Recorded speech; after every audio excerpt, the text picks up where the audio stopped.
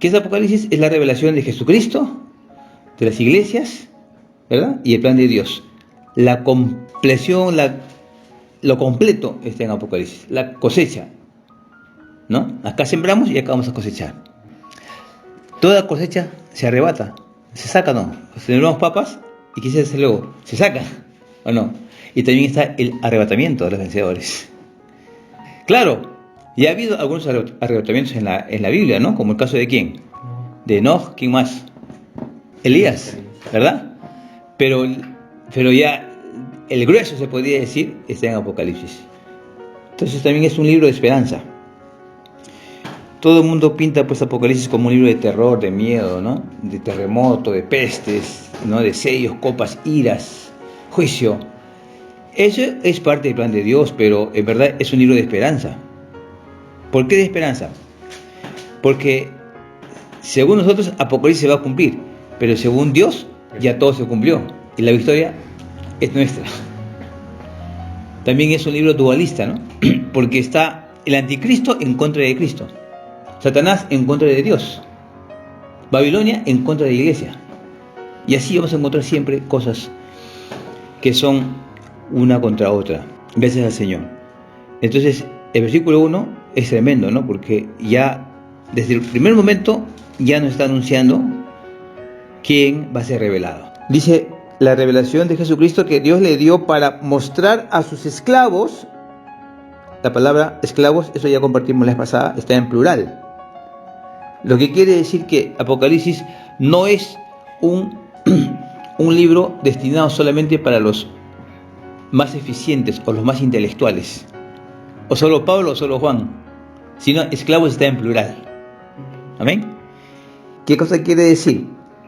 Que si tenemos la condición de esclavos, Dios revela su palabra a nosotros.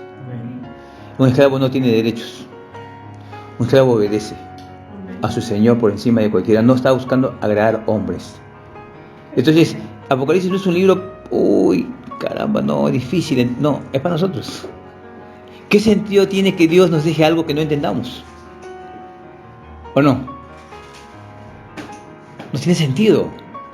Dios quiere que lo conozcamos muy bien, pero la condición es que seamos esclavos, que estemos dispuestos a obedecer. Por eso que dice, las cosas que deben suceder pronto, y la declaró en señales enviándola por medio de su ángel a su esclavo Juan.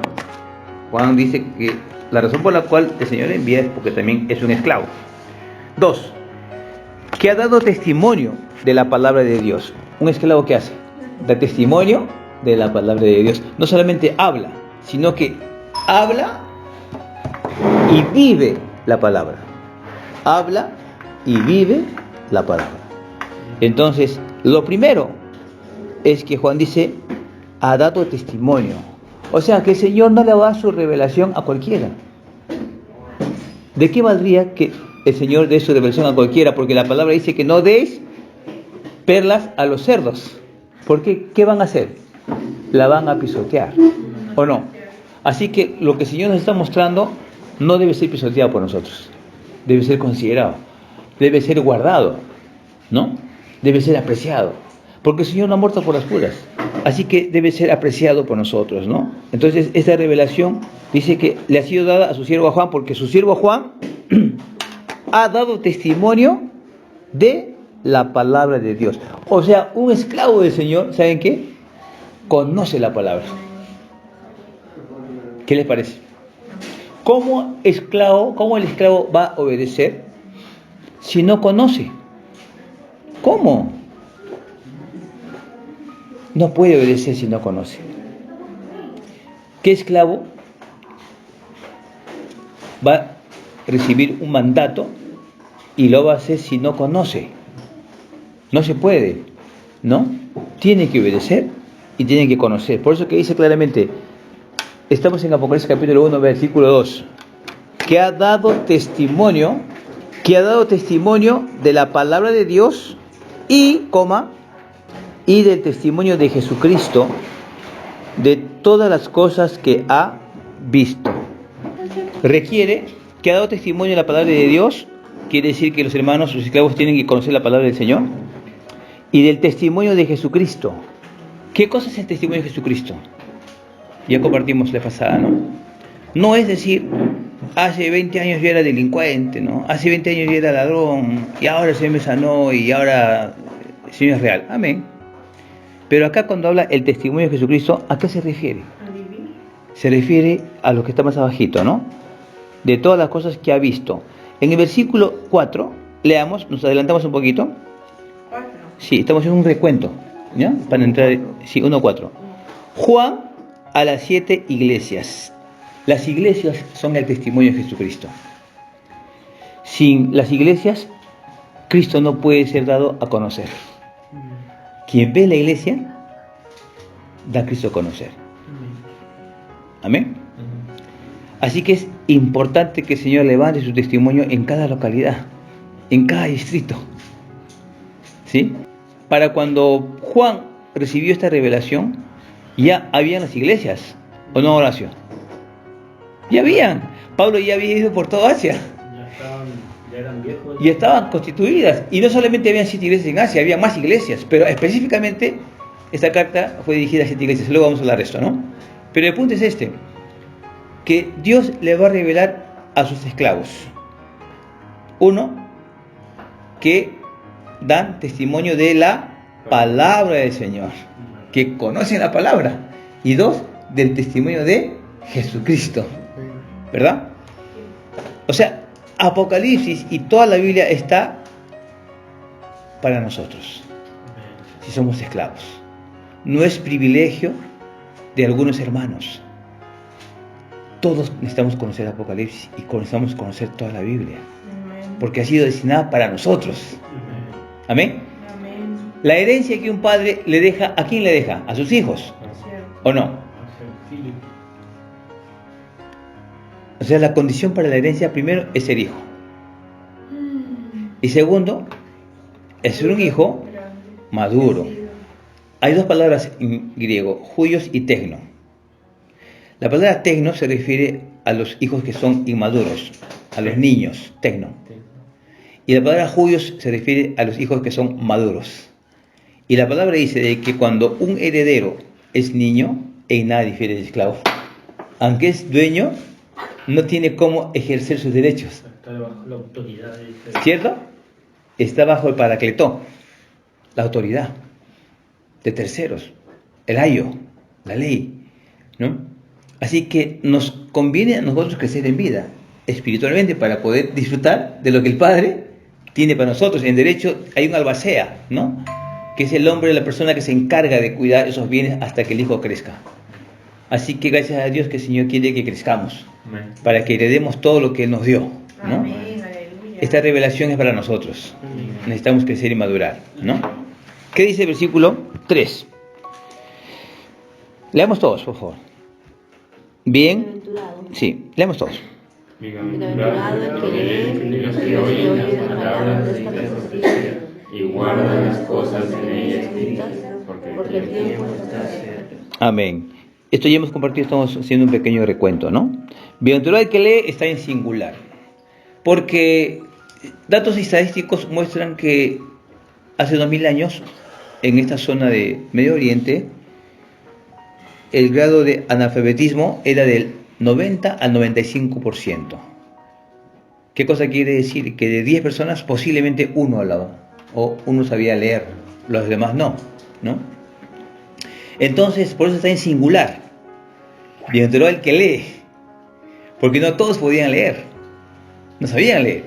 Y el que leía tenía la carga de hablar, de leer públicamente. Como eran 7 iglesias, entonces tenemos que entender que se hicieron por lo menos 7 copias de Apocalipsis.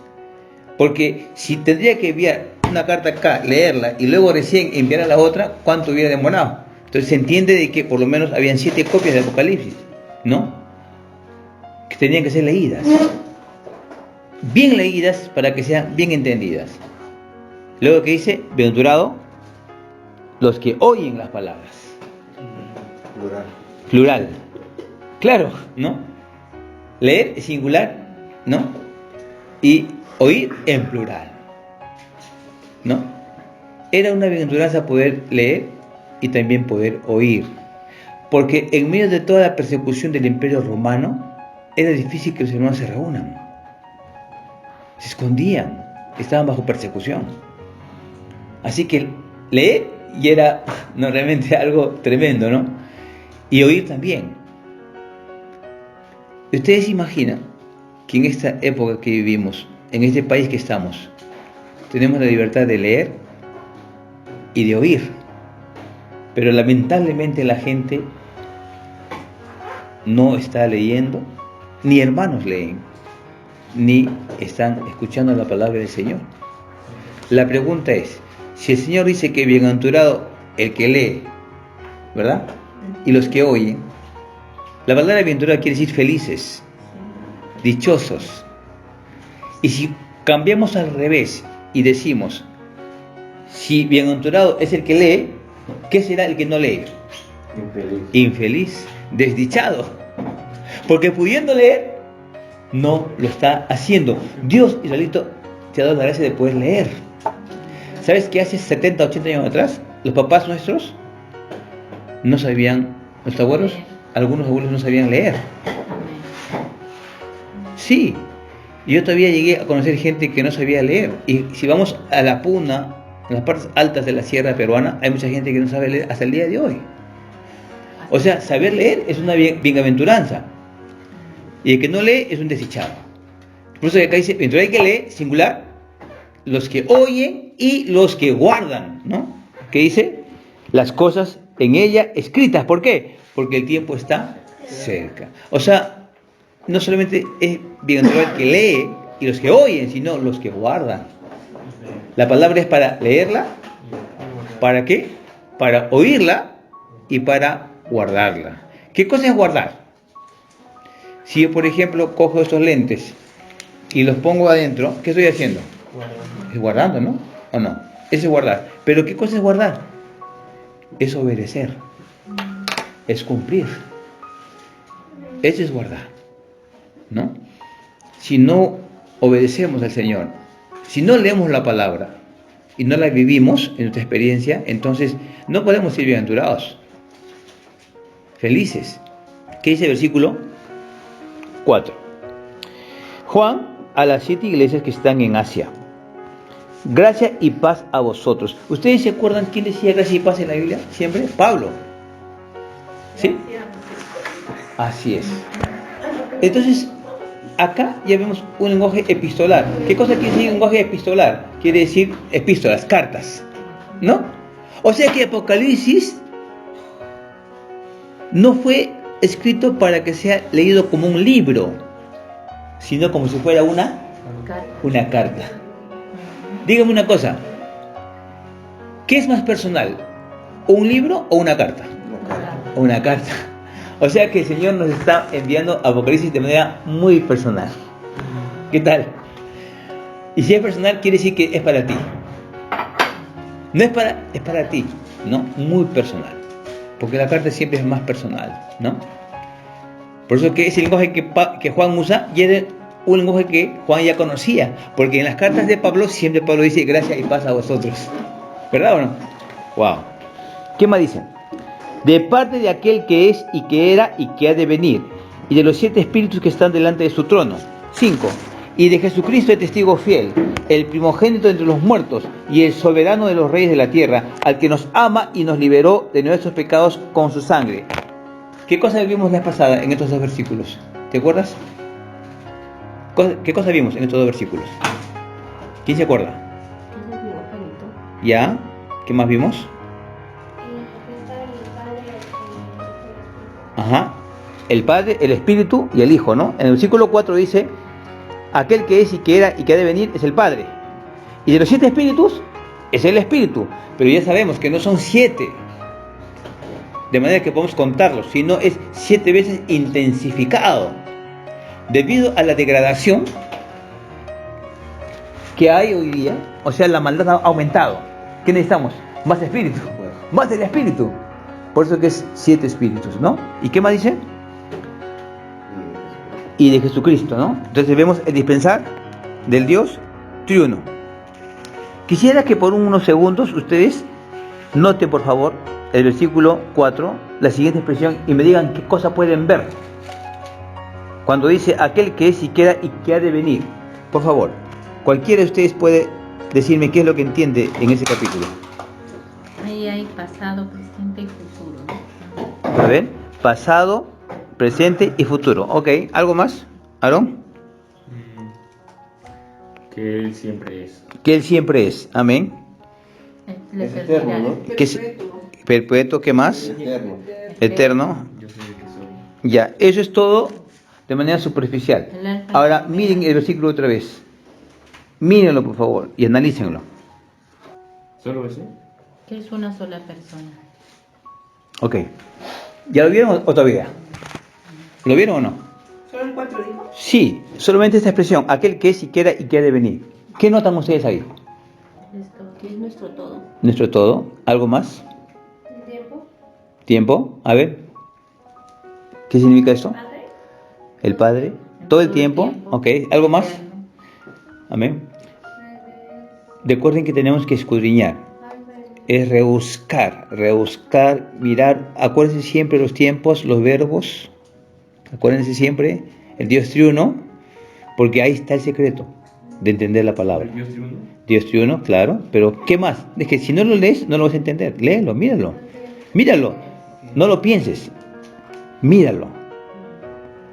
Bienaventurado el que lee y los que escuchan. O sea, la diferencia está en leer. Tenemos que leer. Y mirar con los ojos. A ver, hermanos, ¿lo vieron o no lo vieron? Ya, les voy a dar una clave, ¿ya? ¿Está bien la gramática? ¿Ustedes creen que está bien la gramática? ¿La lógica gramatical está ahí? ¿Bien? Bueno, creo que el tiempo empieza presente, pasado y futuro. ¿Está bien? No, presente, ¿En qué está mal? pero ahora no. A ver, ¿cómo sería? Pero normalmente, bueno. Que era Normalmente que es, exacto. Ok. Creo que- Ok, Pasado, ok. presente. Ya. ¿Algo más? Están cerca, pero deben ver algo más ahí. ¿Cuánto tarde? ¿Ah? Una videita más. Sí. Ajá. Ok. ¿Qué debe ser siempre nuestro presente? Acuérdense siempre, ¿qué es lo que hay que ver? ¿El verbo? Ya. Ahí están los verbos, ahí está la respuesta. Pues, pasado, presente, futuro. Mm, De eternidad a eternidad. El alfa y el omega. Dios triunfa. ¿Evoluciona? ¿Se intensifica? Están cerca. Pero Ponle pistas, pues. ya les di todas las pistas. Ya no sé qué más darles. Nada más. No te... Están en los verbos. Están los verbos. Están los verbos. ¿Cuántos verbos hay? No. Ay, ¿Cuántos verbos hay? Tres. ¿Tres verbos? No. ¿Cuáles son? Es, era y venir. Ya, es y era, ¿es mismo verbo o no? Sí. Sí.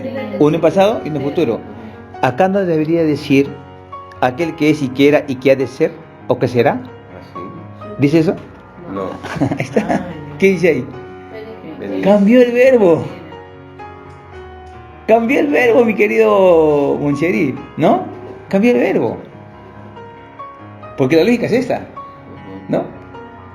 ¿Qué es? ¿No? Que era y que será. ¡Claro! Ah, claro. Cambia el verbo. Por eso que cuando escudriñemos hay que darnos cuenta de los verbos. Porque ahí está la clave. No fue casual que cambie el verbo. ¿O fue casual? Ok. Ahí debería decir Ya está completo. y que será. Nunca podría decir que será. ¿Saben por qué? Porque él es. Porque Jesús Siempre dijo, es. Dios dijo, yo soy. Exacto. Yo soy. Será nunca. Él no es, seré. Claro. Él es el gran yo soy. Aleluya. Amén.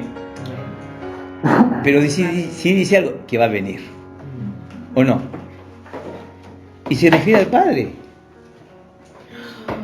Cuando la Biblia señala que el Padre envió al Hijo, ¿verdad? En Juan 3:16, que envió, que dio. El testigo fiel.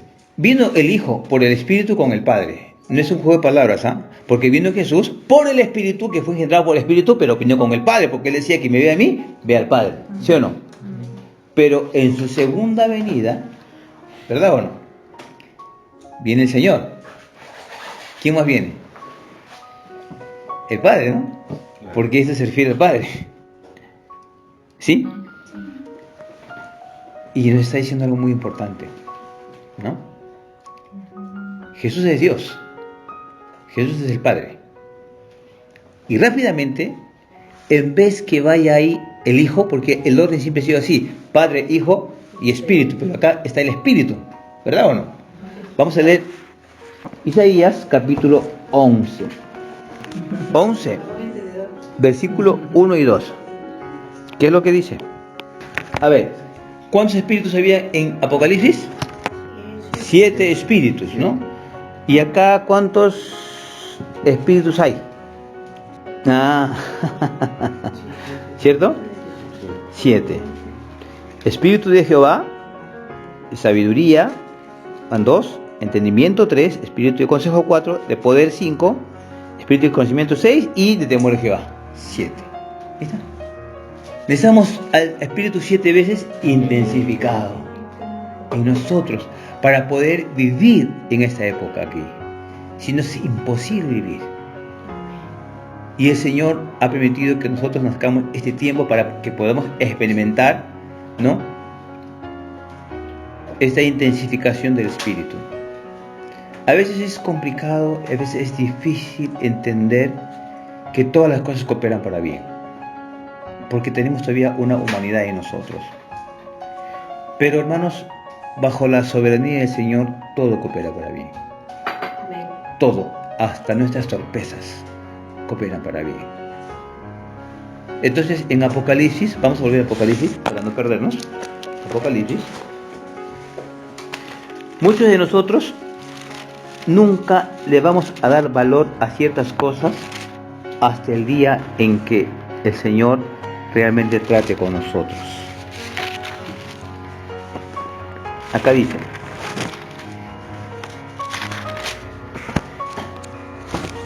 aquel que es, que era, que ha de venir, y de los 7 espíritus que están delante de su trono, y de Jesucristo testigo fiel. Acuérdense siempre que aparece el Dios triuno es para producir la iglesia. En Efesios, ¿se acuerdan, no? Capítulo 1, el Padre, 1:4, el Padre nos escogió, el Hijo nos redimió y el Espíritu nos selló. ¿Para qué? Porque todos los escogidos, redimidos y sellados, para que sean la iglesia, su cuerpo. O sea que la dispensación del Dios triuno, del Padre escogiendo, del Hijo redimiendo y del Espíritu sellando, ¿qué producen? La iglesia. ¿Amén? Y acá en el versículo 4, ¿cómo comienza? Juan a las 7 iglesias. Y apenas habla de la iglesia, presenta ¿a quién? Al Dios triuno, al Padre, los 7 espíritus, ¿no? Y a Jesucristo. ¿Qué dice? Primogénito. Ya vimos que Él es el primogénito, ¿no? Amén. De entre los muertos y el soberano de los reyes de la tierra. Ese es un título. Soberano es un título. ¿Cómo se le llamaba al César ese tiempo? Señor. ¿No? El César tenía varios títulos. Señor. Otro título era soberano. ¿Por qué eran perseguidos los cristianos? Sí, Señor. Porque invocaban el nombre del Señor Jesús. Los soldados romanos decían: ¿quién es el Señor? Y ellos decían: Kairos César. El César es el emperador, es el Señor. Y ellos decían: no, Jesús es el Señor. ¿Verdad? Y el emperador se creía una divinidad para ser adorado, para ser honrado. Pero acá el título de Jesucristo, ¿cuál es? Soberano, ¿no? ¿Qué dice? De los reyes de la tierra. ¿Qué cosa quiere decir? Que el Señor está por encima de todos y de todo. ¿Ustedes se han puesto a pensar que esta carta podría haber caído en manos de romanos? Porque recuerden que Juan estaba en Patmos, estaba preso. Lo más probable es que si escribía algo, lo podrían haber leído. ¿O no? Claro. ¿Y qué le hubiera pasado a Juan? ¿Por qué decimos que Apocalipsis es un libro de esperanza? ¿Qué dice la parte B del versículo 5? Al que Nos ama. nos ama. Jesús, el Señor nos ama. Que el Señor nos ama. Amén. Hermanos, el Señor nos ama. Qué lindo, ¿no? Qué precioso es saber que el Señor nos ama. ¿Qué tiene que ver esa palabra acá en Apocalipsis, que es unir profecía, no? Es que el Señor nos quiere introducir en lo que realmente es Apocalipsis. Un libro de esperanza. Un libro de amor. Un libro donde el Señor nos muestra que hemos vencido. Que Satanás ha sido derrotado. Que Babilonia ha caído. Que el dragón es arrojado. Que el anticristo es, ¿no?, muerto. Y que nos ama. Pero nosotros nos ama el Señor. Sí que Dios va a ejecutar su juicio, pero el Señor a nosotros nos ama. Y Él quiere que lo sepamos. Que corramos no con miedo, ¿no?, sino con amor. ¿Qué dice? Y nos liberó de nuestros pecados con su sangre. Esto habla de qué? De la redención, ¿verdad? Si estamos corriendo la carrera hoy día es porque el Señor nos redimió con su sangre preciosa. Tenemos que valorar que no estaríamos aquí si no fuera por la sangre del Señor. Y seguimos corriendo esa carrera por la sangre del Señor. Muchos hermanos se han alejado del Señor porque no le han dado el valor a la sangre. La sangre, hermanos, tiene un valor muy particular. No es por obras. Cuando leamos el mensaje a las 7 iglesias, nos daremos cuenta de que muchas iglesias dejaron a Cristo y comenzaron a hacer obras solamente. Y menospreciaron la sangre del Señor. Cuando el ángel de la muerte pasó en Egipto, puerta por puerta, él que veía la sangre del cordero. A él no le importaba si eras bueno o eras malo. Si no había sangre, moría tu primogénito. No es que tú seas bueno o seas malo, es la sangre del Señor. ¿Verdad? Si un hermano X, hermana X, cae en pecado, porque a pesar de que somos creyentes todavía pecamos, ¿qué tenemos? ¿Qué tenemos para seguir corriendo en la carrera? La sangre del Señor. El Señor no me va a perdonar por mi buena conducta. El Señor no me va a salvar porque soy buenito. Lo único que el ángel ve es la sangre. Y antes de comenzar a desarrollar todo el libro de Apocalipsis, el Señor quiere que tengamos en claro este asunto. Que si estamos corriendo la carrera, y estamos leyendo y escuchando la palabra y guardando el Señor, la palabra del Señor, es por la sangre del Cordero. Es porque Él nos ama. No somos mejores que nadie. Este hermano se alejó del Señor unos años, esta hermana también se alejó del Señor unos años, otros todavía se han alejado del Señor. Decimos, se van a ir al infierno. Algunos hermanos dicen eso. Es que no han entendido el principio de la Biblia. Y yo quisiera que de repente esto que voy a decir nunca se olvide. Nunca lo hagan. La salvación no se pierde. No se pierde. Gracias al Señor. Pero hay que cuidarla. Voy a explicar. O bueno, cualquier hijo de cualquier padre se desvía del Señor, como le pasó al hijo menor. ¿Sí? Se fue. Dice la Biblia que malgastó su vida viviendo perdidamente, ¿no? Con mujeres. ¿Qué implica? Diversión, sexo, dinero, placeres. Ok, todo bien. Luego vuelve y el Padre lo recibe. ¿Sí? Entonces, si un hermano se arrepiente, ¿el Padre lo recibe o no? ¿O no? Claro que lo va a recibir. Ahora, este hijo que se ha ido, porque se ha ido, ¿deja de ser hijo? Nunca va a dejar de ser hijo. Y la Biblia dice, el que tiene al Hijo, tiene la vida. ¿Verdad o no? No, sí, pero si ha ido y está pecando, ¿cómo va a tener la vida?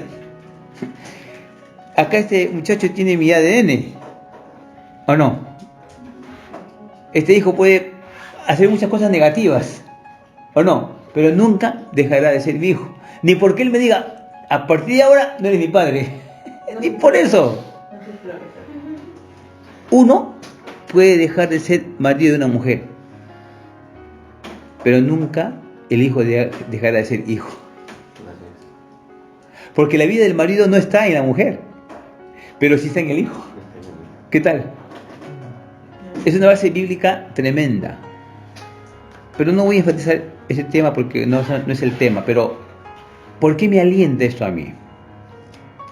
Porque si yo estuviera alejado del Señor, porque muchas veces me he alejado del Señor, en ese momento seguramente yo diría, bueno, en ese momento no soy salvo. Si no soy salvo, me voy al infierno, al lago de fuego, porque no soy salvo. Si muero así, no creo que me vaya al cielo, como dicen hermano. No, pero tengo al Hijo en mi espíritu.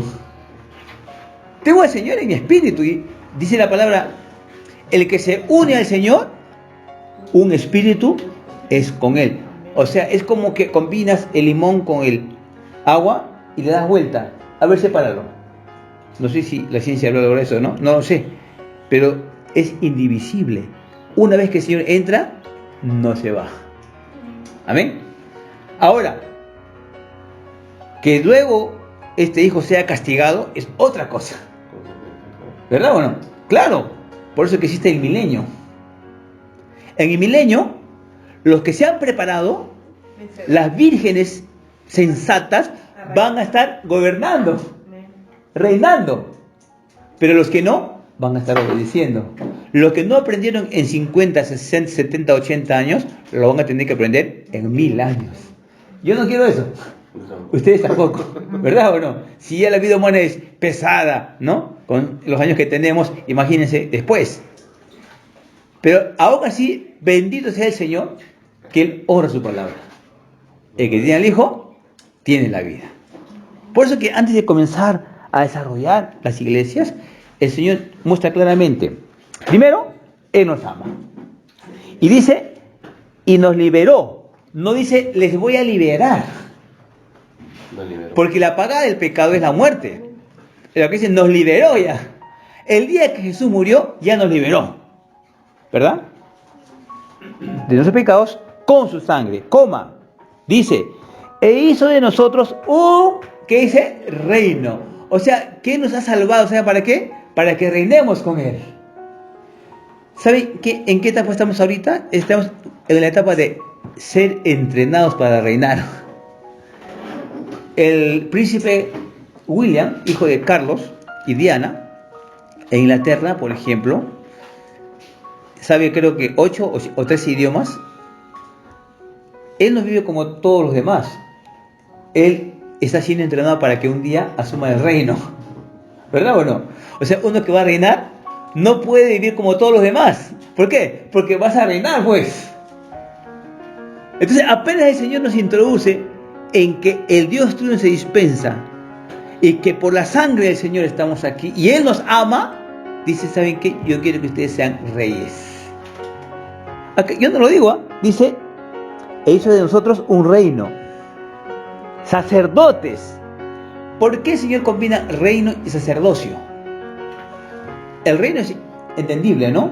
Donde hay un rey, hay un reino. Sí. ¿Y cuál era la función del sacerdote? ¿Se acuerdan o no? Llevar a los hombres a Dios. Sí, el profeta trae Dios a los hombres, pero el sacerdote lleva, ¿no? ¿Qué hace el sacerdote? Lleva el hombre a Dios. ¿Y qué dice? Reino, sacerdote para Dios y Padre, a Él es la gloria e imperio por los siglos de los siglos. Amén. Ahí cierra este punto del Dios triuno, ¿verdad?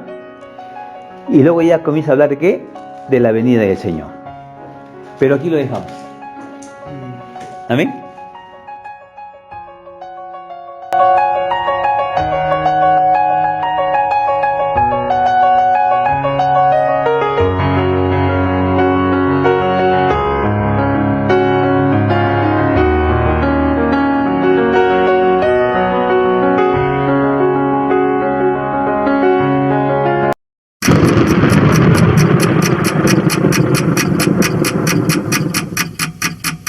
El Vigilante.